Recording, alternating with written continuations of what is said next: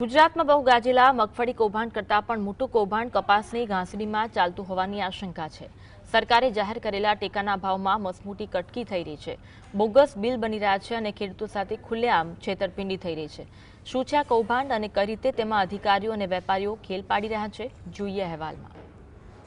ગુજરાત સરકારે ખેડૂતોને સુવિધા રહે તે માટે મહેસાણા જિલ્લામાં વિસનગર અને વિજાપુરમાં સીસીઆઈના કપાસ ટેકાના કેન્દ્રો ખોલ્યા છે।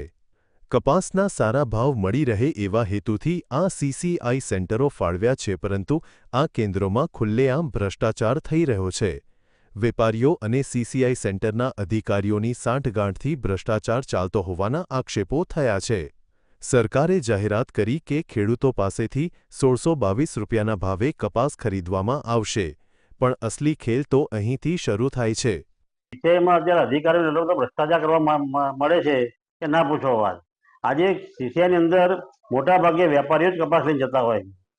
1400 થી 1450 રૂપિયાના ભાવે ખેડૂતો જોડેથી કપાસ લઈને વેપારીઓ 1500 થી 1550 સીસીઆઈના જીનોમાં વેચે છે અને 1622 રૂપિયાના ભાવના બિલ બનાવી ઉપરનો જે ગાડીઓ હોય એ અધિકારીઓ પોતાના ઘરે લઈ જાય છે। આ મોટું કૌભાંડ જે છે એ ખરેખર સરકારે ઉજાગર કરવું જોઈએ।